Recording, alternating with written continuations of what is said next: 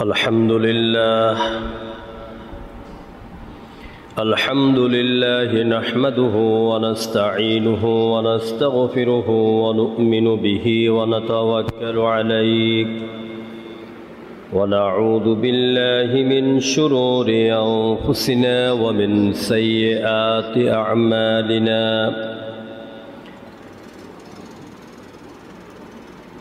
من يهده الله فلا مضل له ومن يضلل فلا هادي له ونشهد أن لا إله إلا الله وحده لا شريك له ونشهد أن سيدنا وحبيبنا ومولانا محمدًا عبده ورسوله الذي أرسله بالحق بشيرًا ونذيرًا وداعيًا إلى الله بإذنه وسراجًا منيرًا فقد قال الله تعالى في كلامه المجيد وفرقانه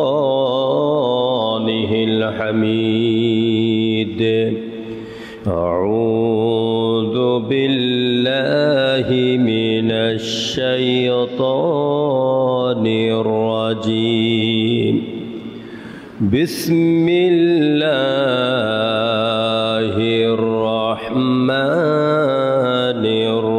الرحيم إن الله وملائكته يصلون على النبي يا أيها الذين آمنوا صلوا عليه وسلموا تسليما اللهم صل على محمد وعلى آل محمد كما صليت على إبراهيم وعلى آل إبراهيم إنك حميد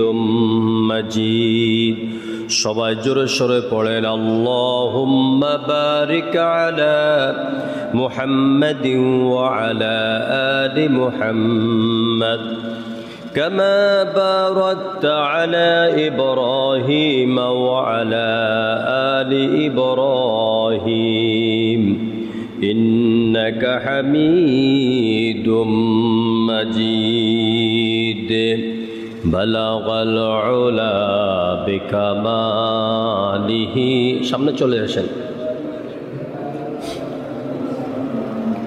حسنت جميع خصاله صلوا عليه یہ تیری معراج ہے کہ تو لوح و قلم تک پہنچا اور میرے معراج ہے کہ تو لوح و قدم تک پہنچا بلغ العلا بکمالہ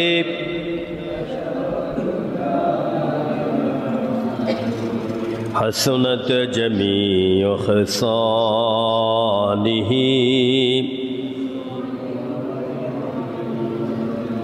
یا رب دل مسلم کو زندہ تمنا دے جو قلب کو گرما دے جو روح کو تعفا دے بلغ العلا بکمالہ کشف الدجا بجمالہ حسنت جمیع خصالہ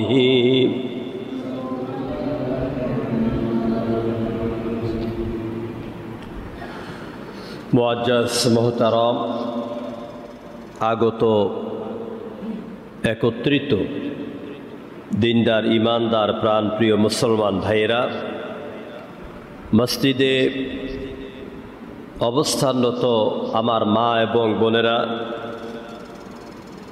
সম্মানিত এলাকাবাসী, আসসালামু আলাইকুম ওয়া রাহমাতুল্লাহি ওয়া বারাকাতুহু। মহান আল্লাহ রাব্বুল আলামিনের শাহানশাহী দরবারে হৃদয় নিংড়ানো সবটুকুন আবেগ, শ্রদ্ধা, ভালোবাসা উজাড় করে দিয়ে, কৃতজ্ঞতার মস্তককে অবনত করে দিয়ে আমরা সকলেই মুনীবের দরবারে প্রশংসা স্বরূপ পড়ে নিচ্ছি আলহামদুলিল্লাহ। রব্বানা লাকাল হামদ হামদান কাসীরান তাইয়্যিবান মুবারাকান ফীহি ইয়া রাব্বি লাকাল হামদু বিল ঈমান, লাকাল হামদু বিল ইসলাম, লাকাল হামদু বিল কুরআন। আল্লাহ তাআলার দরবারে আমরা প্রশংসা আদায়ের পাশাপাশি দরুদ ও সালাম পেশ করছে আমাদের রাসূল, আমাদের নবী, আমাদের হাদি, আমাদের পথ প্রদর্শক, বিশ্ব মানবতার জন্য মহান শিক্ষক, বিশ্বমানব জাতির আদর্শের মূর্ত প্রতীক, বিশ্বনবী রাহমাতুল লিল আলামিন জনাবে মুহাম্মদ রাসূলুল্লাহ সাল্লাল্লাহু আলাইহি ওয়াসাল্লামের প্রতি দরুদ ও সালাম পেশ করার পাশাপাশি রূহের মাগফিরাত কামনা করছি। আমাদের যত আত্মীয় স্বজন, আমাদের প্রিয়জন এই পৃথিবীর থেকে বিদায় নিয়েছেন, পবিত্র জিলহজ মাসের এ বরকতময় দিনগুলিতে এবং ঈদুল আজহার এবং পবিত্র হজের আজকের এই জুমাতে আমরা তাদের জন্য দোয়া করছি, আল্লাহ তাআলা দয়া করে তাদের কবরগুলিকে তুমি জান্নাতের বাগান বানিয়ে দাও, তাদের জীবনের গুনাহগুলি মাফ করে দাও। আমাদের আব্বা আম্মা যারা বাঁশবাগানে, পুকুরের পাড়ে, যে যেখানে শুয়ে আছেন, তাদের কবরগুলিতে কোরআনের আলো দিয়ে কবরকে তুমি আলোকিত করে দাও বলে আমিন। আমাদের সবাইকে আল্লাহ পাক যেন কোরআনের জন্য কবুল করেন, আমরা বলে আমিন। প্রিয় বন্ধুগণ, আজকে আমরা গত জুমার ধারাবাহিকতায় আলোচনা করব কোরবানির বিভিন্ন বিষয় নিয়ে। যেহেতু আর 2-3 দিনের মাথায় পবিত্র কোরবান ঈদুল আজহা অনুষ্ঠিত হবে, সেজন্য বিষয়গুলি এই মুহূর্তে আমাদের জানার দরকার। আমরা অনেকে জানি, কিন্তু বছর খানিক বিষয়গুলি আলোচনা না হওয়ার কারণে আমরা অনেকে অনেক বিষয় ভুলে যাই। সেজন্য আবার নতুন করে বিষয়গুলি আলোচনা আমাদের জন্য প্রয়োজন। তো মূলত যে কোরবানি আমরা করব, আমরা পশু জবাই করব। কেউ গরু কোরবানি করব, কেউ বকরি কোরবানি করব। কোরবানির মূল উদ্দেশ্য কি? কোরবানির মূল উদ্দেশ্য কয়েকটি আছে। এর একটি উদ্দেশ্য হচ্ছে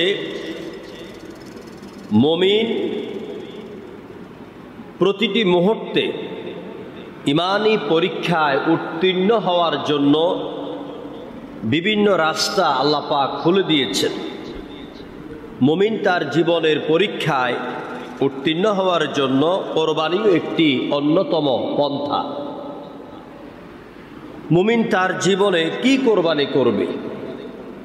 এই পশু কোরবানির মধ্য দিয়ে আল্লাহ তাআলা শুধু গরু আর ছাগল জবাই করার প্রশিক্ষণই দেন না, বরং আল্লাহ তাআলা মুমিনদেরকে, মুমিনদের জান, মুমিনদের মাল, মুমিনদের ইচ্ছা, মুমিনদের শক্তি, মুমিনদের অর্থ, মুমিনদের দিমাগ, মুমিনদের বিবেক, মুমিনদের কর্ম, সব কিছু আল্লাহর নিমিত্তে আল্লাহর সন্তুষ্টির জন্য কোরবানি দেওয়াই হচ্ছে মূলত এই কোরবানির মূল প্রশিক্ষণ। এখানে আমরা আর্থিক কোরবানি করি, এই আর্থিক কোরবানির মাধ্যমে আল্লাহ পাক আমাদেরকে সকল বিষয়ের কোরবানির প্রশিক্ষণ দিচ্ছেন। যেমন এই কোরবানিটি হচ্ছে একটা পরীক্ষা। জোরে বলেন, কোরবানিটা কি? এটা পরীক্ষা। তো এই পরীক্ষা শুরু হয়েছিল, আমি গত জুমায় বলেছি, হযরতে আদম থেকে এই কোরবানির নিয়ম নীতি পন্থা শুরু হয়েছে, কিন্তু এটা পূর্ণ রূপ ধারণ করে এবং নতুন করে এটি মানুষের কাছে খুবই হৃদয় বিদারক হিসাবে স্থান লাভ করে হযরতে ইব্রাহিম এবং হযরতে ইসমাইলের কোরবানি দানের মাধ্যমে। জোরে বলেন আল্লাহু আকবার। আল্লাহ তাআলা কোরআনে কারিমে বিষয়টি এভাবে আনছেন, وَإِذِ ابْتَلَى إِبْرَاهِيمَ رَبُّهُ بِكَلِمَاتٍ فَأَتَمَّهُنَّ। ও নবী, আপনি স্মরণ করুন, আমি যখন ইব্রাহিম আলাইহিস সালামকে কয়েকটা বিষয়ের উপর পরীক্ষা নিয়েছিলাম, আর ইব্রাহিম তার জীবনের কঠিন পরীক্ষাগুলির মধ্যে তিনি পরিপূর্ণভাবে উত্তীর্ণ হয়েছেন। সুবহানাল্লাহ। ফাআতাম্মাহুন্না, তিনি প্রত্যেকটি পরীক্ষায় কামিয়াবি হয়েছেন। এখন বিকালিমাতিন, পরীক্ষা একটা না, পরীক্ষা অনেকগুলি। তো সেই অনেকগুলি পরীক্ষার মধ্যে এক নাম্বার ছিল ঈমানের পরীক্ষা। কিসের পরীক্ষা বলেন? ঈমানের পরীক্ষা। এখন এই কোরবানির দিনে আমাদেরকে ঈমানের পরীক্ষায় অবতীর্ণ হতে হয়, এবং এই কোরবানির দিনে আমাদেরকে ঈমানি পরীক্ষায় উত্তীর্ণ হতে হবে আমাদের পিতা ইব্রাহিমের মতো। ইব্রাহিম আলাইহিস সালামকে ঈমানি পরীক্ষা করেছিলেন, আপনারা জানেন, নমরুদ আগুন দিয়ে। কি দিয়ে? আগুন দিয়ে। হযরত ইব্রাহিমকে নমরুদ যখন হাত পা বেঁধে আগুনের দিকে নিয়ে যাচ্ছে, আগুনের কুণ্ডুলিতে ফেলে দিবে, হাত বান্ধা পাও বান্ধা, শিকড় ধরে রশি ধরে সামনে থেকে এমন একজন লোক টানতেছেন। হযরত ইব্রাহিম এটা দেখে চোখের পানি ছেড়ে দিলেন।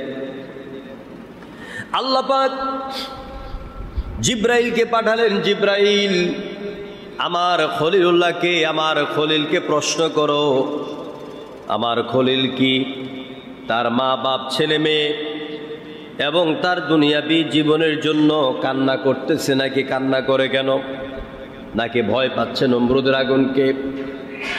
হযরত ইব্রাহিমের কাছে জিব্রাইল যখন জানতে চাইলেন, হযরত ইব্রাহিম জবাব দিয়েছেন, ও আল্লাহ পাকের ফেরেশতা, ভাই জিব্রাইল, দুনিয়ার জন্য নয়, নিজের জীবনের জন্য নয়, নমরুদের আগুনের ভয়ে নয়, আমি কান্না করি।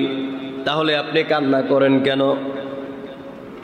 তিনি বলছেন, জিব্রাইল, এই পৃথিবীতে একজন সন্তানের যদিও সবাই শত্রু হয়ে যায়, কিন্তু দুনিয়া একদিকে চলে যায়, তার মা বাপ তার সন্তানের পক্ষে থাকে। আমি দেখতে পাচ্ছি আমার জন্মদাতা পিতা নমরুদের আগুনে নিয়ে যাওয়ার জন্য যে আমার হাতে পায়ে রশিটা বাঁধল, রশির প্রধান ভূমিকার দায়িত্ব পালন করতেছে আমার জন্মদাতা বাবা। আমার বাবা আমাকে টেনে টেনে আগুনে নিয়ে যাচ্ছে। এখানে সন্তান থেকে পিতার মোহব্বত আর পিতা থেকে সন্তানের মোহব্বতের মধ্যে অন্তরায় বাধা সৃষ্টি করেছে কোন জিনিস বলেন তো? ঈমান। বলেন কি? ঈমান। ঈমান না আনার কারণে হযরত ইব্রাহিম পিতার পক্ষে ছিলেন না। আবার পিতার দেবতাদের প্রতি বিশ্বাস না করার কারণে পিতা নিজের ছেলের রশি ধরে টেনে টেনে আগুনের দিকে নিয়ে যাচ্ছে। পার্থক্য ঈমান। বদরের ময়দানে বিশ্বনবী জিহাদের ময়দানে অবতীর্ণ হওয়ার আগে তিনি বলতেছেন, রব্বুল আলামিন আজকে যারা মক্কা থেকে বদরের ময়দানে আসবে, কেউ আমার ভাই, কেউ আমার চাচা, আমি কারো ভাতিজা, ভাই ভাইয়ের বিপক্ষে, ছেলে সন্তানের বিপক্ষে, সন্তান বাবার বিপক্ষে, চাচা ভাতিজার বিপক্ষে তরবারি উত্তোলন করবে একে অপরের হাতে। কেউ মৃত্যুবরণ করবে, কেউ শাহাদাত বরণ করবে। এর মধ্যে পার্থক্য হলো শুধুমাত্র ঈমান। শুধুমাত্র কি? ঈমান। ঈমানের কি গুরুত্ব! ঈমানের কারণে হযরতে মুসআব রাদিয়াল্লাহু তাআলা আনহু তিনি মা বাবাকে বঞ্চিত করেছেন। ঈমানের কারণে হযরত সাদ ইবনে আবি ওয়াক্কাস রাদিয়াল্লাহু তাআলা আনহু তিনি পিতামাতাকে ঠিকই শ্রদ্ধা করেছেন, কিন্তু মা বাবার যেই দেবতা, সেই দেবতাকে তিনি বিশ্বাস করেন নাই মা বাবার মহব্বতের কারণে। শুধু ঈমান হচ্ছে আমার আপনার মধ্যে ভালো এবং মন্দ, পিতা এবং পুত্রের মধ্যে পার্থক্য হতে পারে শুধুমাত্র ঈমানের কারণে। আমার বাপ যদি জাহান্নামের পথে যায়, আমার বাপ যদি মানুষ রচিত মতবাদ দিয়ে জীবন চালায়, আমি কি সেটা করব? কথা বলেন। মুরব্বী, আকাবির, এরা আমার অনুসরণীয় বিষয় নয়। আমার অনুসরণীয় বিষয় হচ্ছে কোরআন এবং সুন্নাহ, আমার ঈমান।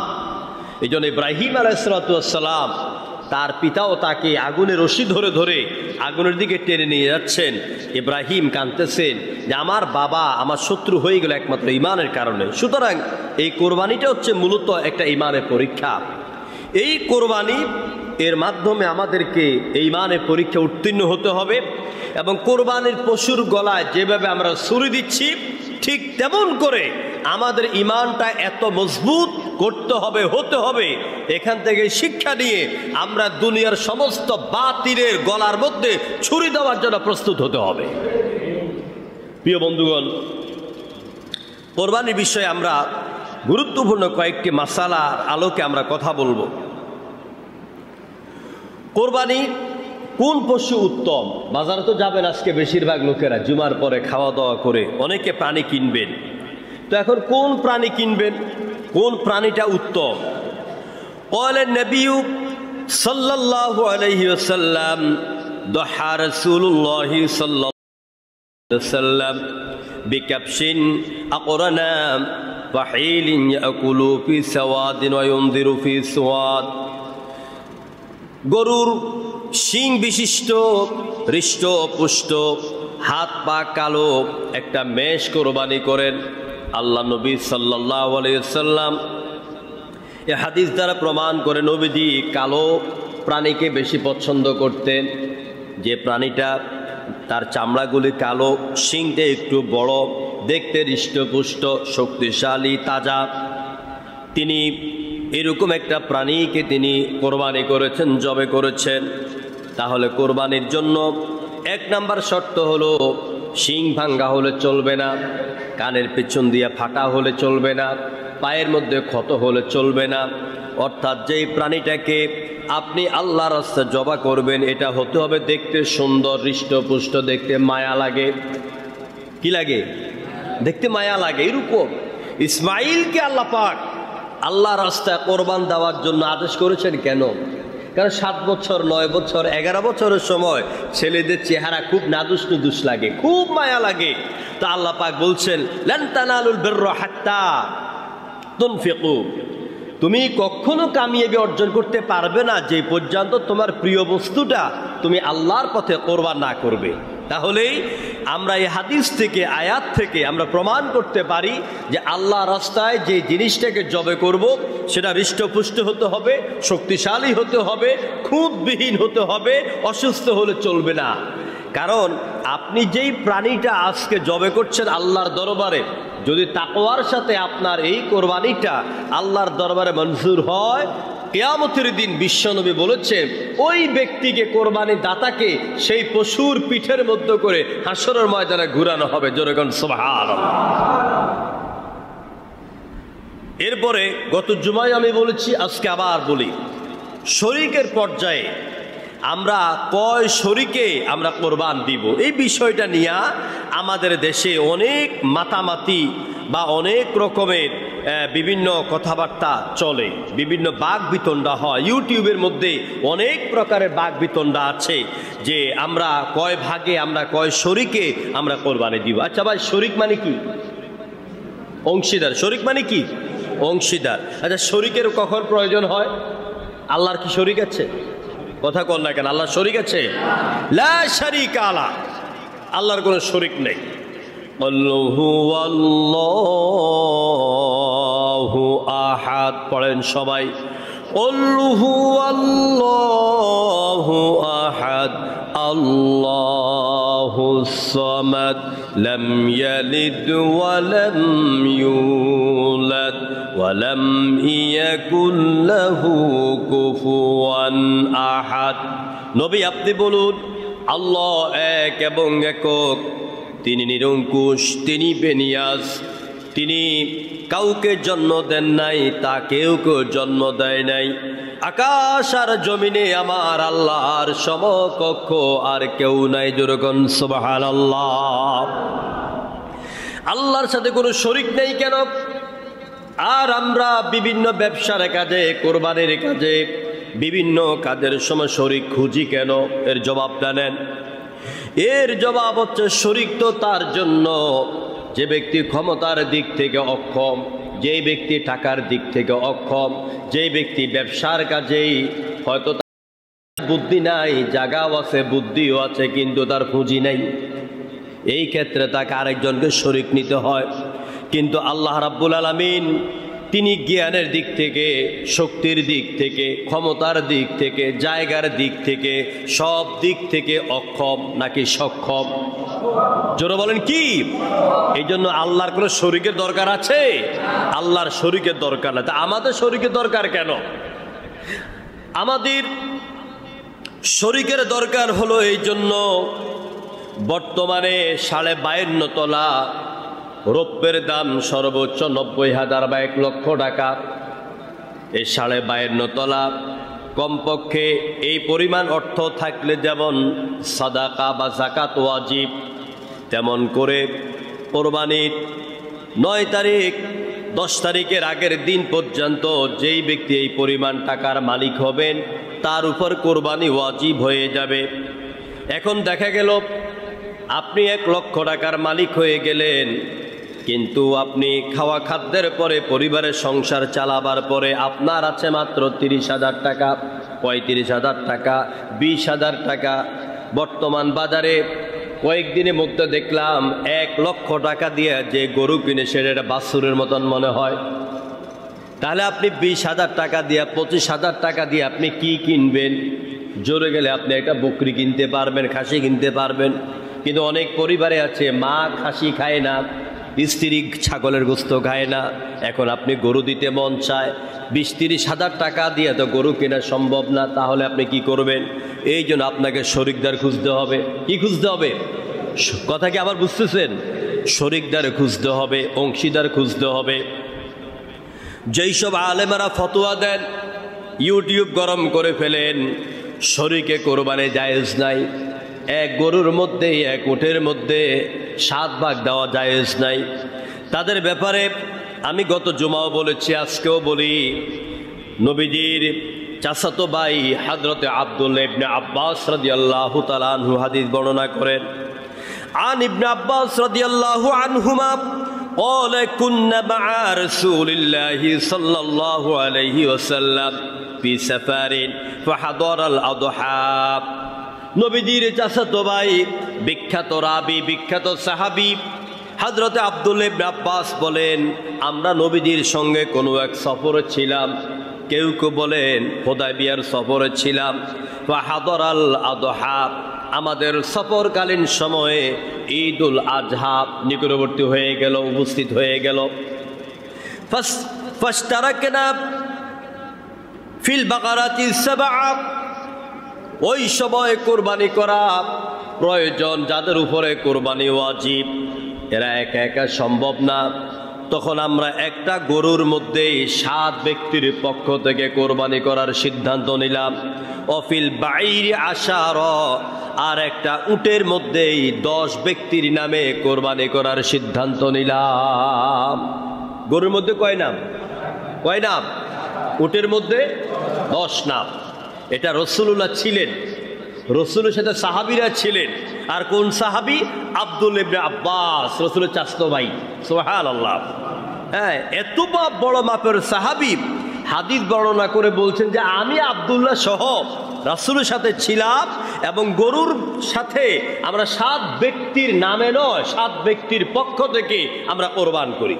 আর উটের মধ্যে 10 ব্যক্তির পক্ষ থেকে আমরা কোরবান করি। তো এই হাদিস যারা, এটা তিরমিজি শরীফের 898 নম্বর হাদিস, বাসায় গিয়ে খুলে দেখিয়েন। এই হাদিস দ্বারা প্রমাণিত হয় কিনা যে একটা গরুর মধ্যে 7 ব্যক্তির পক্ষ থেকে 7 ভাগে কোরবান দেওয়া জায়েজ আছে নাকি নাই?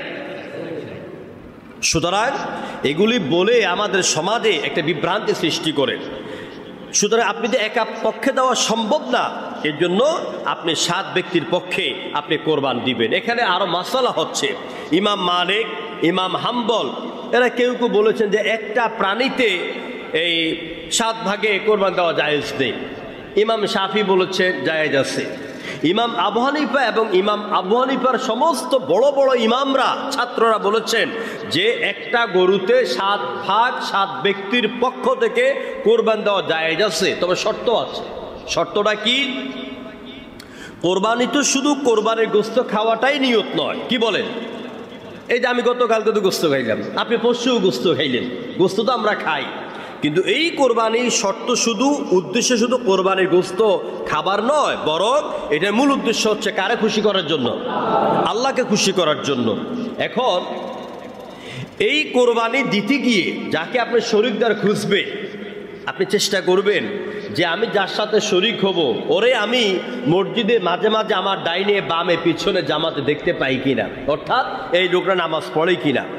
যার নামাজ নাই তার দিন নাই, যার দিন নাই তার ঈমান নাই, যার ঈমান নাই তার সাথে কোরবানি জায়েজ নাই। 2 নম্বরে শরীকদারের জন্য কি খুঁজবেন? নামাজি। কি খুঁজবেন?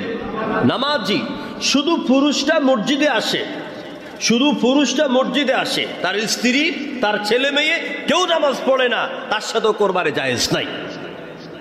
কারণ আল্লাহ পাক বলেছেন, ইয়া আইয়ুহাল্লাযীনা আমানু কু আনফুসাকুম ওয়া আহলিকুম নারা, হে ঈমানদারেরা তুমি নিজেও জাহান্নামের আগুন থেকে বাঁচো, তোমার পরিবার পরিজন কেউ জাহান্নামের আগুন থেকে বাঁচাও।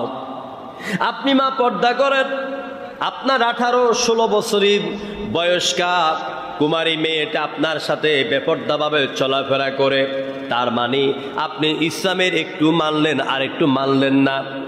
আপনি মা, আপনি বয়স্কা হয়ে গেলেন, আপনার দিকে হয়তো যুবক ছেলেরা তাকাবে না, কিন্তু আপনার সাথে যে মেয়েটা চলাফেরা করে তার দিকে যুবকদের চোখ এক জায়গায় একবারের বেশি 100 বারও যেতে পারে।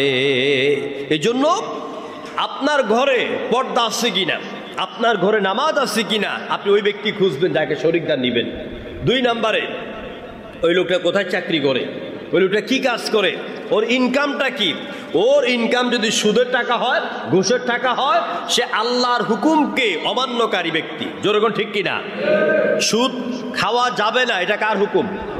সুদ খাওয়া যাবে না, কার হুকুম? ঘুষ খাওয়া যাবে না, কার হুকুম?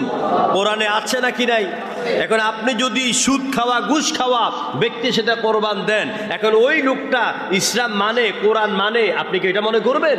না, ইসলাম মানে না, সুতরাং তার সাথে কোরবানি দেওয়া আমার জায়েজ নাই।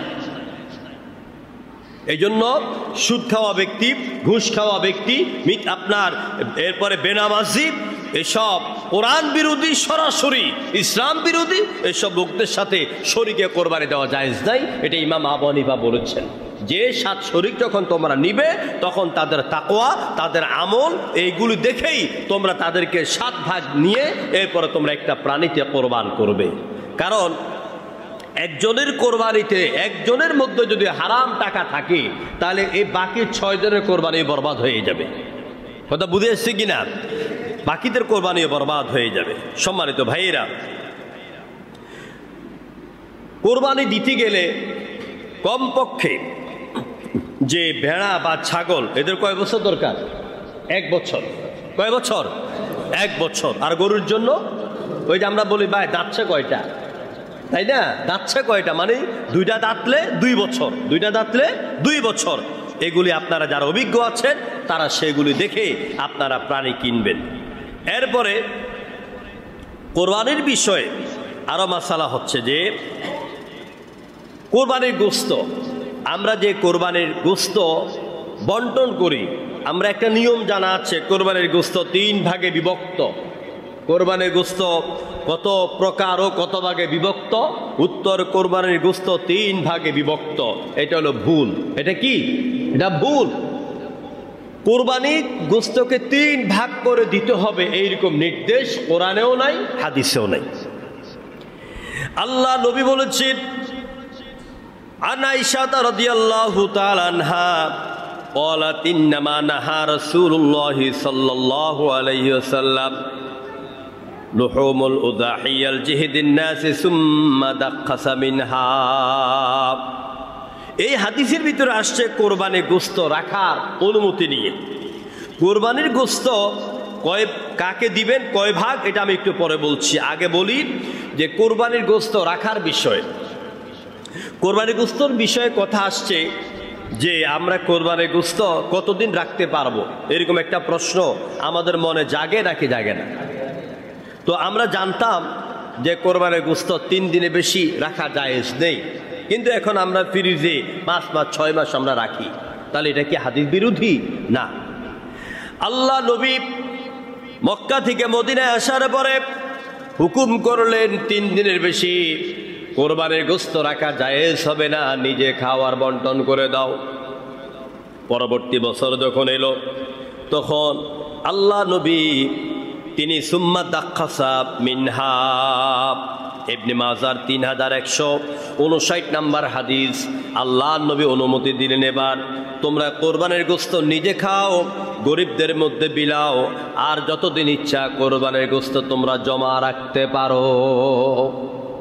তাহলে আগের বছর বলেন এইরকম হাদিস, দ্বিতীয় বছর বলেন ওইরকম হাদিস, এটার মধ্যে কেমন কেমন জানে এটা বেমিল পাওয়া যায়। যে রসুল একবার অনুমতি দিলেন, নিষেধ করলেন, আবার অনুমতি দিলেন, কারণটা কি? কারণ হচ্ছে মক্কা থেকে মদিনায় আসার পরে, মক্কা থেকে মদিনা মুসলমানের আসার পরে তখন সবাই গরিব, অবস্থা খুবই খারাপ, খুবই অভাব। একটা খেজুর খাইয়া কেউ দিন কাটান, আবার একটা খেজুরকে কয়েক ভাগ করে একটু পানি খাইয়া পরিবারের সবাই দিন রাত কাটান। এই কষ্টের দিনগুলি যখন ছিল তখন রাসূলুল্লাহ বলছেন কোরবানির গোশত যদি জমা রাখা হয় তাহলে তো অন্যরা পাবে না, এই জন্য বলছেন 3 দিনে বেশি গোশত রেখো না, তোমরা নিজেরাও খাও, অন্যদেরকে বন্টন করে দাও। বাস, গোশত সবার ঘরে ঘরে পৌঁছে গেল। জোরে বলেন সুবহানাল্লাহ। ইসলাম কাকে বলে দেখেন, ইসলাম কাকে বলে দেখেন। পরবর্তী বছর আস্তে আস্তে যখন দেখলেন যে সাহাবাই কেরাম একটু সচ্ছল হয়ে গেল, সবার অবস্থা একটু ভালো হয়ে গেল, এখন আর গত বছরের মতন অভাব নাই, এখন রাসূলুল্লাহ বলছেন দাক্কাসা, আমি অনুমতি দিলাম, এবার তোমরা গোশত রাখতেও পারো, খাইতেও পারো, দিতেও পারো, জমাও রাখতে পারো। জোরে করে আল্লাহু আকবার। ইসলামটা সহজ না কঠিন? সহজ না কঠিন? সহজ। এরপরে আসেন আপনি কোরবানির গোশত কয় ভাগে ভাগ করবেন, কাকে আপনি কোরবানির গোশত দিবেন। আল্লাহ রাব্বুল আলামিন কোরআনে কারীমের ভিতরে এই গোশত বন্টনের ব্যাপারে কি সুন্দর করে নিয়ম কানুন বলে দিলেন। ফাকুলু মিনহা ওয়া আতঈমুল বাইসাল ফাকির। নবীজি বলছেন, প্রথমত বলছেন ফাকুলু, তুমি তোমার পরিবার পরিজন নিয়ে প্রাণ ভরে তুমি গোশত খাও। কাকে নিয়ে? পরিবার পরিজনকে নিয়ে তুমি গোশত খাও। তারপরে কি করবে? তারপর হুজুর আল্লাহ পাক বললেন যে ওয়া আতঈমুল বাইসা, এবার তুমি নিঃস্ব যারা কোরবান দিতে পারে না কিন্তু আত্মসম্মান অনেক বেশি, এরা কারো কাছে মুখ ফুটিয়ে কথা বলে না, এরা এই কোরবানির দিন নিজে মুরগি টুরগি কিনে নিয়া বা এর আগে 1-2 কেজি গরু গোস্ত বা কিছু মুরগি নিয়া তারা রান্না করে সন্তানদেরকে পরিবারকে নিয়ে তারা খুব আমোদে প্রমোদে খান। এরা কিন্তু কাউকে বুঝতে দেয় না যে আমি যে কোরবান দিচ্ছি না, মনে খুব কষ্ট, এগুলো কাউকে বুঝতে দেয় না। তো আল্লাহ বলছেন ওয়া আতিয়াইমুল বাইসা, তুমি তাদেরকে খুঁজে খুঁজে তোমার কোরবানির গোস্ত থেকে একটা অংশ তাদেরকে দিয়ে আসো। এরা তোমার কাছে হাত পাতবে না, এদেরকে তুমি দিয়ে আসো। 2 নম্বরে আল ফাকির, আর কাকে দিবে? যারা ফকির। এই যে গেটের মধ্যে আইয়া মাগো এক টুকরা গোস্ত দাও, আচ্ছা না, এরকম ফকিরদেরকেও তুমি গোস্ত দিবে। তবে একদম গোস্তকে 3 ভাগ করে 1 ভাগ নিজে রাখো, 1 ভাগ আত্মীয়কে দাও, 1 ভাগ গরিবকে দাও না, বিষয়টা কোরআনে হাদিসে এইভাবে আসে নাই। আপনি ইচ্ছে করলে যে আমি তো সারা বছরকে আমি পুরাটা ফি সাবিলিল্লাহ দিয়ে দিব, আপনি ইচ্ছে করলে আপনি নিজের জন্য আপনি অর্ধেক রেখে দেন, বাকি অর্ধেক বিলান। আপনি ইচ্ছে করলে 3 ভাগের 2 ভাগ নিজে রেখে দেন, 1 ভাগ আপনি বিলান। তবে আমাদের উদ্দেশ্য থাকবে আমরা গরিব মিসকিন অসহায়দের মুখে হাসি ফোটাবার জন্য যতটুকুন পারি আমরা বেশি করে দান করার চেষ্টা করব, যেরকম ইনশাআল্লাহ। সম্মানিত ভাইয়েরা, এরপরে কোরবানির বিষয়ে, জবে করার বিষয়ে মাসালাটা আমাদের জানার প্রয়োজন।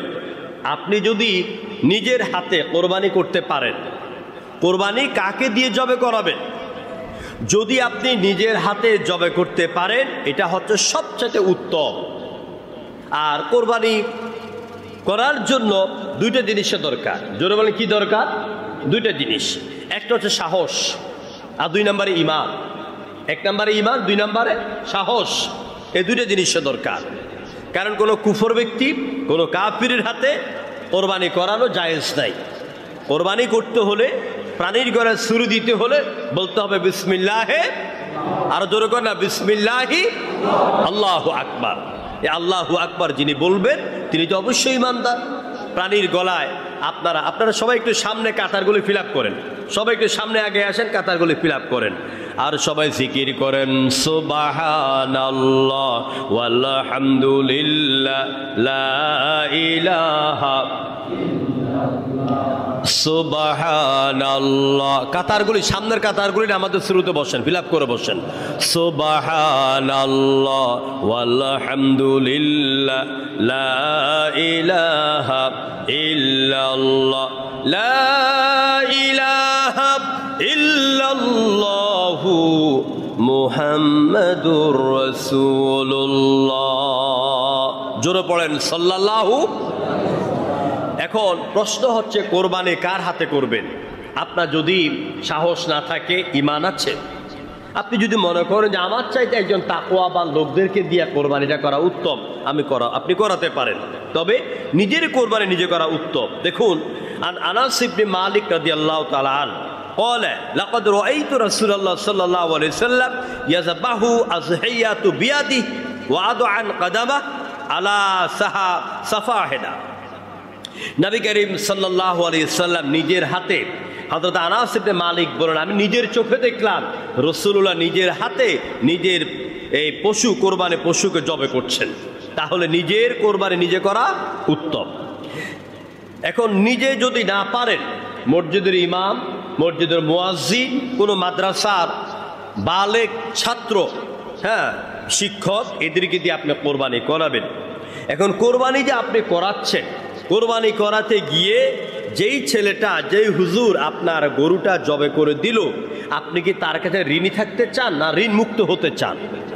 ঋণ মুক্ত যদি হতে চান তাহলে তিনি যে প্রাণীটা কোরবানি করেছেন আপনি তাকে মুট করে কিছু হাদিয়া দিয়ে দেন। আপনি তার কষ্টের কাছে ঋণী থাকবেন না। সেই চাইছে না যে আমি জবা করে টাকা নিব, কিন্তু আপনি তাকে হাদিয়া দেওয়াও সুন্নত, নেওয়াও সুন্নত। আপনি যদি 1 লক্ষ টাকা দিয়ে একটা গরু কিনতে পারেন, ওরে 400-500 টাকা দিতে আপনার কষ্ট কোথায়? এটাও তো আল্লাহর জন্য, যেরকম ঠিক কিনা? এটাও আল্লাহর জন্য। এই জন্য ঋণী থাকবেন না, দিয়ে দিবেন। এখন কোরবানি নিজে না করতে পারলে অন্যদেরকে দিয়ে করাবেন। কোরবানি করাবার সময় যার নামে কোরবান দিচ্ছেন তাকে কোরবানি প্রাণী জবে করার পাশে রাখবেন। আল্লাহ নবীর জীবনে দেখা যায়, নবীজি যখন প্রাণী জবে করতেন তখন ফাতেমাকে ডাকতেন, ফাতেমা তুমি এক পাশে দাঁড়াও। হযরত ফাতেমা পর্দার অন্তরালে এক পাশে দাঁড়াতেন। আল্লাহ রসুল বলেছেন, যখন প্রাণীর গলা থেকে রক্ত ঝরে, ওই রক্ত জমিনে পড়ার আগে আল্লাহ পাক কোরবানি দাতার জীবনের গুনাহগুলো মাফ করে দেন। সাহাবায়ে কেরাম প্রশ্ন করেছেন, ইয়া রাসূলুল্লাহি, কোরবানি করলে কি লাভ হবে, কি ফায়দা হবে, কি উপকার হবে? আমরা আমাদের কষ্টের টাকাগুলি দিয়ে গরু কিনে কেন কোরবানি করব, কি লাভ হবে? বিশ্বনবী রাহমাতুল লিল আলামিন সুন্দর করে অকপটে জবাব দিয়ে দিলেন, ওয়ালা বিকুল্লি শা'রাতিন হাসানা। আল্লাহ নবী বলছেন, প্রত্যেক পশমের মধ্যে রয়েছে নেকি, প্রত্যেক পশমের মধ্যে রয়েছে নেকি। অলু ইয়া রাসূলুল্লাহ পাসুফুফু, হুজুর এই পশমের মধ্যে যদি নেকি থাকে, কোরবানি যদি দেই তাহলে লাভ হবে কি? আল্লাহ নবী বলছেন, ক্বালা বিকুল্লি শা'রাতিন মিনাস সুফি হাসানা। ও আমার উম্মতরা, আমার সাহাবীরা, যখন কোনো প্রাণী জবে করবে, কোরবানি করবে, তখন ওই প্রাণীর শরীরের মধ্যে যত পশম থাকে, প্রত্যেকটা পশমের বিনিময়ে একটা একটা নেকি কোরবানি দাতার আমলনামায় লেখা হয়ে যায়। এটা হচ্ছে কোরবানির সওয়াব। কোরবানির দিন সব চাইতে উত্তম আমল কোনটি? নামাজ পড়া না, কোরবানির দিন। এটা খুব গুরুত্বপূর্ণ প্রশ্ন। কোরবানির দিন সবচাইতে শ্রেষ্ঠ আমলের নাম, উত্তম কাজের নাম হচ্ছে ঈদুল আজহার নামাজের পর পরেই আপনার কোরবানির পশুর গলার মধ্যে ছুরি দেওয়া। এটা হচ্ছে সবচেয়ে উত্তম আমল। রসুল বলছেন, আমি হাদিসের বাইরে একটা কথা বলছি না, ক্বালা নবী সাল্লাল্লাহু আলাইহি ওয়াসাল্লাম, আফদালুল ইবাদাতি ইয়াউমাল ঈদ ইরাকাতু দামিল কুরবাত। হুজুর বলছেন, ঈদুল আজহার দিন, কোরবানির দিন সবচেয়ে উত্তম ইবাদত হচ্ছে প্রাণীর শরীর থেকে রক্ত ঝরানো। সুবহানাল্লাহ। প্রিয় ভাইরা, সুতরাং আমরা এই দিনে এই কাজটা করার চেষ্টা করব। এরপর আরো কিছু গুরুত্বপূর্ণ কথা হচ্ছে এই, যার উপরে কোরবানি ওয়াজিব, যার উপরে কোরবানি ওয়াজিব, আমি একটু আগে বলে দিয়েছি কোরবানি কার উপরে ওয়াজিব। যার উপরে কোরবানি ওয়াজিব, তিনি যদি সামর্থ্য থাকার পরেও কোরবানি না করেন, অর্থাৎ আপনি এই কোরবানির আগের দিন আপনি 1 লক্ষ টাকার মালিক হয়ে গেছেন, আপনার উপরে কোরবানি ওয়াজিব। এটা জাকাতের মতন না যে 1 বছর ঘুরে আসতে হবে, এটা না। আপনি কোরবানির দিনের আগের দিন আপনি 1 লক্ষ টাকার মালিক হয়ে গেছেন, সেখান থেকে আপনাকে অবশ্যই কোরবানি করতে হবে, আপনার উপরে কোরবানি ওয়াজিব। এখন যার উপরে কোরবানি ওয়াজিব, যিনি কোরবান দিচ্ছেন না, তার ব্যাপারে আল্লাহ নবী বলেছেন, ইবনে মাজার 3113 নম্বর হাদিসের ভিতরে এসেছে, ওয়ালামান কানা লাহু সাআতু ওয়া লাম ইউদহি ফালা ইয়াকরাবান্না মুসাল্লানা। নবীজি বলেছেন, কোরবানি দেওয়ার সামর্থ্য যার আছে, ও যদি কোরবানি না দেয়, আল্লাহর সন্তুষ্টির জন্য যদি কোরবানি না দেয়, তাহলে ওই ব্যক্তি যেন আমি রসুলের ঈদগাহে না আসে। নাউজুবিল্লাহ কইতেন না? আরো জোরে কর, নাউজুবিল্লাহ। কোরবানি দেওয়ার সামর্থ্য আছে, আপনি মনে করেন আমি দিলে কোরবানির গোশত খাবে কে, আনবে কে, রাখবে কে, এগুলি যন্ত্রণা কি, এগুলি সহ্য করবে কে, আমার কোরবানি দেওয়া দরকার নেই। এটা নেহায়েত ভুল। আপনি রসুল বলছেন যে কোরবানি দিচ্ছে না। একটা কোরবানি আপনার যে সামর্থ্য আছে, একটা কোরবানি 1 ভাগা যাওয়ার জন্য বর্তমানে আমার মনে 20,000 নিচে নাই, কি বলেন? 20,000 নিচে নাই।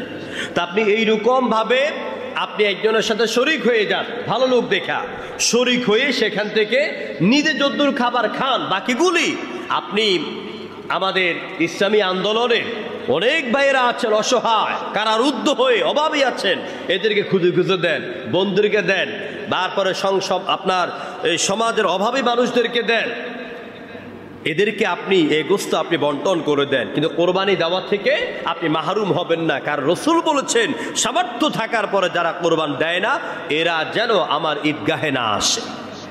সুতরাং আল্লাহ পাক যাদের সামর্থ্য রেখেছেন তাদেরকে যেন আল্লাহ পাক কোরবান দেওয়ার তৌফিক দেন, যেরকম আমিন। আরেকটি প্রশ্নের মতন আমি জবাব দিচ্ছি। অনেকে বলেন, হুজুর মৃত ব্যক্তির পক্ষ থেকে কোরবানি করা জায়েজ আছে কিনা, এরকম প্রশ্ন আপনাদের মধ্যে আছে নাকি নাই? যে মৃত ব্যক্তির পক্ষে কোরবানি দেওয়া জায়েজ আছে কি নাই? জবাব হচ্ছে আছে।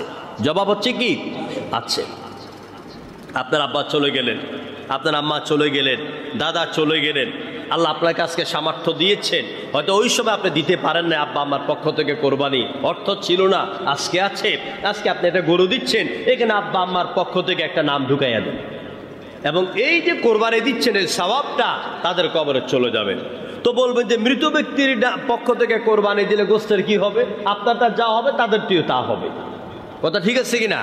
আপনারটা যেমন ওইটার হুকুমও তেমন। তবে হ্যাঁ, আরেকটি প্রশ্ন হচ্ছে এখানে, যদি কোনো মা, কোনো বাবা বা কোনো যে ব্যক্তি মারা গেল এরকম কোনো ব্যক্তি যদি ওসিয়ত করে যান যে আমার মৃত্যুর পরে আমার পক্ষ থেকে কোরবানি দিবে, এইরকম যদি ওসিয়ত করে যান, ওই ওসিয়তকৃত কোরবানির সব গোস্ত ফি সাবিলিল্লাহ বন্টন করে দিতে হবে, আপনি খাইতে পারবেন না।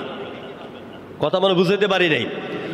যদি যেই ব্যক্তি মারা গেল ওই মৃত ব্যক্তি যদি ওসিয়ত করে যান, ওসিয়তকৃত ব্যক্তির কোরবানির গোস্ত আপনি খাইতে পারবেন না।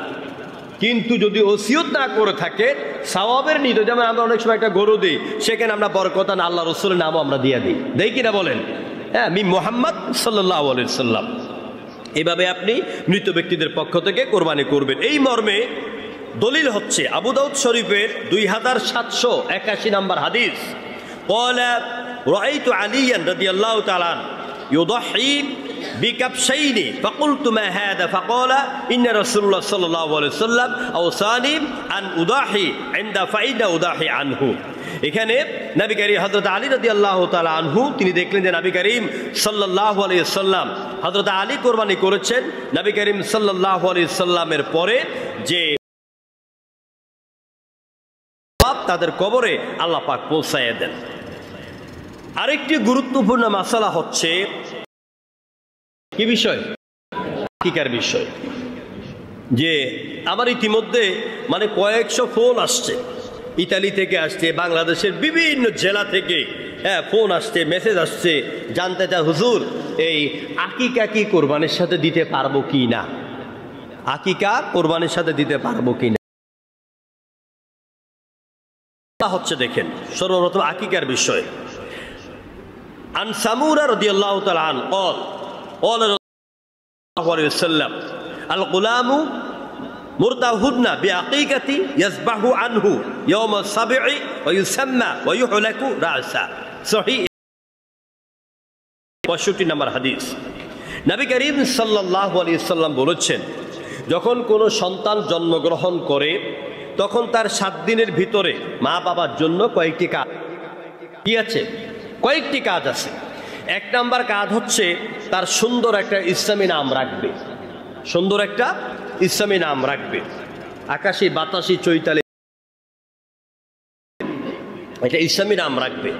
2 নম্বরে 7 দিনের দিন বা এর আগে তার মাথা মুন্ডাবে, মাথার চুলগুলি কামিয়ে ফেলবে, ছাঁটাই করে ফেলবে, এবং ওই চুল পরিমাণ ওজনে সামর্থ্য বেশি থেকে স্বর্ণ, কম থেকে রৌপ্য পরিমাণ সদাকা করে দিবেন, কিছু টাকা সদাকা করে দিবেন।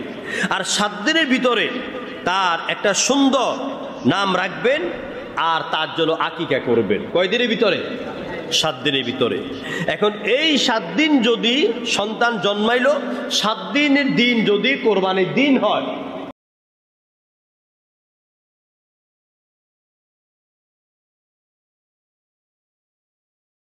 ওই সময় আকিকা না দিয়ে আপনি আজকে কোরবানির দিন দেওয়ার জন্য আপনি তৈরি হয়েছেন, আবার হুজুরকে প্রশ্ন করেন, হুজুর এই কোরবানির পশুর সাথে আমি আকিকা দিব কিনা, কেন আপনি এতদিন এটাকে আটকায় রাখলেন কেন?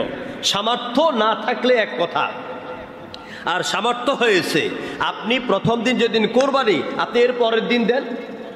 ছেলের জন্য 2টা খাসি, ছেলের জন্য কয়টা খাসি?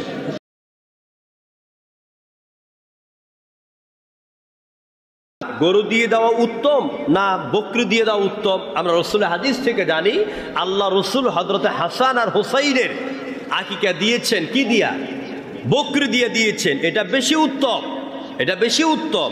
এই জন্য অনেক ইমামেরা বলেছেন, ইমাম আবু হানিফা, মালিক, হাম্বল এরা বলেছেন যে কোরবানির সাথে আকিকা দেওয়া জায়েজ নাই।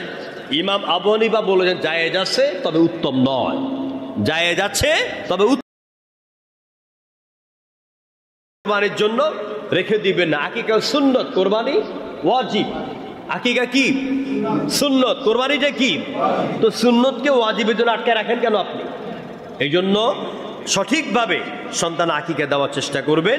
আকিকা দিলে লাভ হবে কি? আকিকা দিলে সন্তানের বিপদ আপদ আল্লাহ পাক দূর করে দেন। এই জন্য সামর্থ্যবান পিতারা সঠিক সময়ে আপনারা আকিকা করে দিবেন ইনশাআল্লাহ। সম্মানিত ভাইয়েরা, এবারে আমরা আরেকটি গুরুত্বপূর্ণ বিষয় আপনাদের সামনে তুলে ধরতে চাই। কোরআনে কারিমে আল্লাহ পাক মুসলমানদেরকে সারা পৃথিবীতে নেতৃত্ব দিয়েছেন। কোরআন আলহামদুলিল্লাহ, নেতৃত্ব দিয়েছেন মুসলমানদেরকে। আর মুসলমানদেরকে আল্লাহ পাক শ্রেষ্ঠ জাতি বলে উল্লেখ করেছেন। আজকে যখন মুসলমানদেরকে এই পৃথিবীর থেকে বিদায় করার জন্য, নাস্তানাবুদ করার জন্য, মুসলমানদেরকে শক্তিহীন করার জন্য, মুসলমান সন্তানদেরকে, মুসলমানের জন্ম প্রক্রিয়াকে ধ্বংস করার জন্য, মুসলমান এদের সংখ্যা বৃদ্ধি হওয়া থেকে দূরে রাখার জন্য আজকে যারা প্রধানভাবে কাজ করে যাচ্ছে তারা হচ্ছে পৃথিবীর সবচাইতে নিকৃষ্ট এবং অভিশপ্ত জাতি। এরা হচ্ছে ইয়াহুদি। আরো জোরে বলতে হবে, এরা কারা? এরা হচ্ছে ইহুদি। ইহুদিদের ব্যাপারে আল্লাহ পাক বলেন, ইয়া বানি ইসরাঈল আযকুরু নি'মাতি আল্লাতী আন'আমতু আলাইকুম ওয়া আন্নী ফাদ্দালতুকুম আলাল আলামিন। আল্লাহ পাক বলছেন যে আমি ইহুদি জাতিদেরকে এই পৃথিবীতে তাদেরকে আমি শ্রেষ্ঠত্ব দিয়েছি।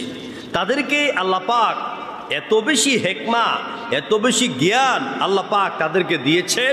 আল্লাহ তাদেরকে দুনিয়ার মধ্যে শ্রেষ্ঠত্ব দিয়েছেন। তবে সেই শ্রেষ্ঠত্বের মর্যাদা ওরা রক্ষা করতে পারে নাই। ওরা আল্লাহর কৃতজ্ঞ বান্দা হতে পারে নাই বলে আল্লাহ রাব্বুল আলামিন তাদের উপরে গজব ফেলেছেন। তাদেরকে আল্লাহ পাক ধ্বংস করে দিয়েছেন। তাদেরকে আল্লাহ পাক বানরের রূপ ধারণ করেছেন। যেরকম ঠিক কিনা? এই যে আপনারা সূরা ফাতিহার মধ্যে পড়েন, গায়রিল মাগদুবি আলাইহিম ওয়ালাদ-দাল্লিন। গায়রিল মাগদুবি আলাইহিম, হে আল্লাহ তাদের পথে নয় যাদের উপর তোমার গজব পড়েছে। গজব পড়েছে কার উপর? ইহুদিদের উপর। কার উপরে? ওয়ালাদ-দাল্লিন, তাদের খ্রিস্টানেরা। পথভ্রষ্ট কারা? পথভ্রষ্ট খ্রিস্টানেরা, গজবপ্রাপ্ত ইহুদিরা। ইহুদিদের উপরে গজব পড়ার কারণেই একসাথে 70,000 ইহুদি সকালবেলা সব বানর হয়ে গেছে। আল্লাহর আইনকে অমান্য করার কারণে এই ইহুদিদেরকে আল্লাহ পাক বানরের জাতিতে পরিণত করেছেন। সেই ইহুদি জাতির ব্যাপারে এবং খ্রিস্টানদের ব্যাপারে এক কথায় কাফেরদের ব্যাপারে আল্লাহ বলছেন, লা ইয়াত্তাখিযিল মুমিনুনাল কাফিরিনা আউলিয়া মিন দুনিল মুমিনিন। আল্লাহ পাক বলেন, হে মুমিন সম্প্রদায়, তোমরা মুমিন ছাড়া অন্য কোনো কাফেরকে বন্ধুরূপে গ্রহণ করো না। মুমিনের বন্ধু হবে মুমিন, মুমিনার বন্ধু হবে মুমিনা। বিশ্বাসী নারীর বান্ধবী হবে বিশ্বাসী নারী, বিশ্বাসী পুরুষের বন্ধু হবে বিশ্বাসী পুরুষ। কিন্তু দুর্ভাগ্য, আজকে বিশ্বের মুসলিম নেতারা এরা নিজের ক্ষমতাকে পাকাপোক্ত রাখার জন্য, ক্ষমতার মস্তদে টিকে থাকার জন্য এরা মুসলমান দেশ, মুসলমান বন্ধুর চাইতে কাফের ইহুদি খ্রিস্টানদেরকে সবচেয়ে বেশি বড় বন্ধু বানায়। যেরকম ঠিক কিনা? এদের ছত্র ছায়ায় এরা ক্ষমতা টিকে। প্রিয় ভাইরা, আপনি কোরআনের সাথে বিরোধিতা করছেন, আপনি আল্লাহর হুকুমকে অমান্য করছেন। আল্লাহর কোরআনের আইনকে অমান্য করে যতবার হজ করেন, যতবার উমরা করেন, যত নামাজ পড়েন, প্রাণী আপনি কোরবানি দেন, আপনার কোরবানি, আপনার হজ, আপনার নামাজ, আপনার তাহাজ্জুদ আল্লাহর দরবারে গ্রহণযোগ্য হবে না, হবে না, হবে না। কারণ আপনি সরাসরি আল্লাহর কোরআনকে অমান্য করেছেন। এবারে আসুন পৃথিবীতে এই অভিশপ্ত জাতি ইহুদি, এরা হচ্ছে, এদের কোনো পৃথিবীতে ঠাঁই ছিল না, জায়গা ছিল না, এরা ঠাঁই করে নিয়ে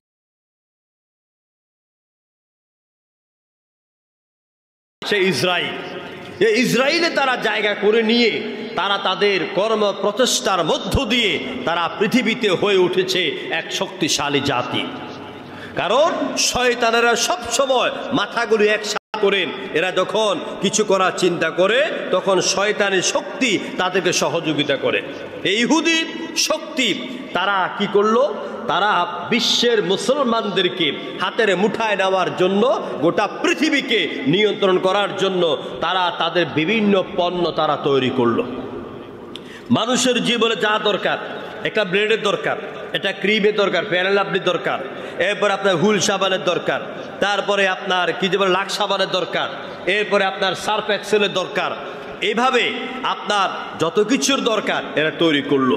তারপর তারা দেখলো যে মানুষ তো রৌদ্রের মধ্যে দৌড়াইয়া হাঁপাইয়া আসতে পারে, এদের কলজে শুকাইয়া যায়, এই মুহূর্তে একটু ঠান্ডা পানি যদি ঢেলে দিতে পারি তাহলে আমাদের ব্যবসাটা চাঙ্গা হবে। তাই তারা 1883 বা 1886 সালে তখন তারা এই তৈরি করলো আপনার কি যে বলে কোক জাতীয় এই কোকা কোলা, এই পণ্যটি তারা ড্রিঙ্কস তারা তৈরি করলো। এই কোল্ড ড্রিঙ্কসটা তারা তৈরি করে শুধু কোকা কোলা নয়, তাদের পেপসিও তাদের, এইভাবে তারা আপনার কোল্ড ড্রিঙ্কস তৈরি করে এরা সারা পৃথিবী থেকে বিলিয়ন বিলিয়ন ডলার তারা ইনকাম করে নিচ্ছে। এখন তাদের বিরুদ্ধে ইহুদি জাতি এমনি অভিশপ্ত, কখনো তাদের সাথে আমাদের বন্ধুত্ব নয়। ইসরায়েলের সাথে সারা পৃথিবীর কূটনৈতিক সম্পর্ক বিচ্ছিন্ন। জনগণ ঠিক কিনা? কূটনৈতিক সম্পর্ক বিচ্ছিন্ন। কারণ হচ্ছে ইহুদিদের অবস্থা এমন জায়গায় এসে দাঁড়াবে, আল্লাহ নবী বলেছেন কিয়ামতের আগে দাজ্জাল যখন আসবে ইহুদিরা পালাবার চেষ্টা করবে, এরা গাছের পিছনে গিয়ে যখন নিজেকে লুকাবে তখন ওই বৃক্ষ ওই গাছের জবান খুলে যাবে, মোমেন মুসলমান মুজাহিদদেরকে বলবে, হে মুসলমান, হে মোমেন মুজাহিদ, আমার পিছনে একটা ইহুদি লুকিয়া চড়ে হত্যা করো। আমি ঈদের পর থেকে কিয়ামতের পূর্বাভাসগুলি আমি আলোচনা শুরু করবো ইনশাআল্লাহ। প্রিয় ভাইরা, তো সেই ইহুদিকে গাছ পর্যন্ত ধরায় দিবে। এই ইহুদি একটি অভিশপ্ত জাতি। এই ইহুদিরা তারা কি করলো, তারা সেই বছরের পর বছর, দশকের পর দশক তারা ফিলিস্তিনের আবার সে গাজা উপত্যকায় মুসলমানদের উপরে অত্যাচার চালাচ্ছে। আবার সে মসজিদে কিবলা বাইতুল মুকাদ্দাসকে দখল করার জন্য তারা দিনের পর দিন আমার মুসলমানদের হত্যা করছে। আমরা শুধু কোকা কোলা, পেপসি, তারপরে তাদের মেরিন্ডা, এগুলি যা আছে এবং লাইফবয় সাবান, সার্ফ এক্সেল, এইসব ইসরায়েলি ইউনিলিভারের যত পণ্য আছে সব ইসরায়েলি পণ্য। এই পণ্যগুলি আজকে বর্জন করা প্রত্যেক মুসলমানের উপরে ইমানি দায়িত্ব। চিল্লা বলে ঠিক কিনা? ইমানি দায়িত্ব। এর কারণ হচ্ছে কি জানেন, যেই 25 টাকা দিয়ে আপনি ফান্তা কিনছেন, যেই 30 টাকা দিয়ে, যে 100 টাকা দিয়ে কোকা কোলার বোতল কিনছেন, এই কোক, এই পেপসির টাকা, এই 7-Up-এর টাকা, এই লাইফ বয়ের টাকা, সার্ফ এক্সেলের টাকা সব ওদের ফান্ডে জমা হয়। আর সেই টাকা দিয়ে তারা মুসলমানকে মারবার জন্য বোমা তৈরি করে। সেই বোমাগুলি মুসলমানদের মাথার উপরে ফেলে। তাই আমরা সারা পৃথিবী, শুধু বাংলাদেশ নয়, সারা পৃথিবীর মুসলমানেরা আজ ঐক্যবদ্ধ, ব্যবসায়ীরা ঐক্যবদ্ধ, তুরস্কের অসংখ্য ব্যবসায়ীরা ঐক্যবদ্ধ হয়েছে ইসরায়েলি পণ্য বয়কট করো, এবং যেই দোকানে ইসরায়েলি পণ্য আছে ওই দোকানে কেউ যায় না। আজকের আর 2-3 দিন পরে কোরবানি, এই কোরবানিদের সময় তাদের কোকা কোলা, তাদের পেপসি, তাদের কোল্ড ড্রিঙ্কস প্রচুর পরিমাণে লক্ষ কোটি কোটি টাকা তাদের ইনকাম হয়। আমরা যদি এই সময় ঠান্ডা পানীয়টা না কিনে আপনি দেশীয় মজু খান, দেশীয় আরো অন্যান্য জিনিস খান, কিন্তু তাদের এই কোকা কোলা, পেপসি, 7-Up বর্জন করার মাধ্যমে আমরা যেহেতু বাংলাদেশ থেকে অস্ত্র দিয়ে তাদের মোকাবেলা করতে পারি না, আমরা অর্থনৈতিকভাবে তাদের কোমর ভেঙে দেওয়ার চেষ্টা করব। সবাইকে রাজি আছেন? আমরা কোক বর্জন করবো, রাজি আছেন? আমরা ইসরায়েলি পণ্য আমরা বর্জন করব শুধুমাত্র ফিলিস্তিনের মুসলমান ভাইদেরকে রক্ষা করার জন্য। এই জন্য আমরা প্রতিবাদ স্বরূপ আমরা মসজিদ থেকে একবার তাকবীর দেব, নারায়ে তাকবীর।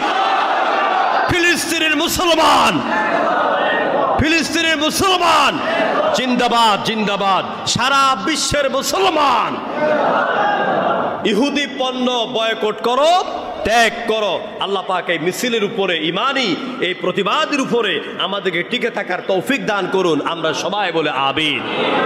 এই অবস্থায় সব আলেম ওলামাকে ঐক্যবদ্ধ হয়ে যেতে হবে। চরমনায় বুঝি না, সরসিনা বুঝি না, পুরপুরা বুঝি না, মাজার বুঝি না, উমুক বুঝি না। আমরা মুসলমান আলেম ওলামা ঐক্যবদ্ধ হয়ে ইসরায়েলের বিরুদ্ধে এই প্রতিবাদের কণ্ঠ ধ্বনি থেকে প্রতিধ্বনিত করতে হবে করে ইনশাআল্লাহ। আল্লাহ তৌফিক দেখ বলে আমিন। সবশেষ কথা হচ্ছে, আগামী সোমবার হচ্ছে ঈদুল আজহা। ঈদুল আজহা ওই গোস্ত দিয়ে এরপর হুজুর রোজা ভাঙতেন।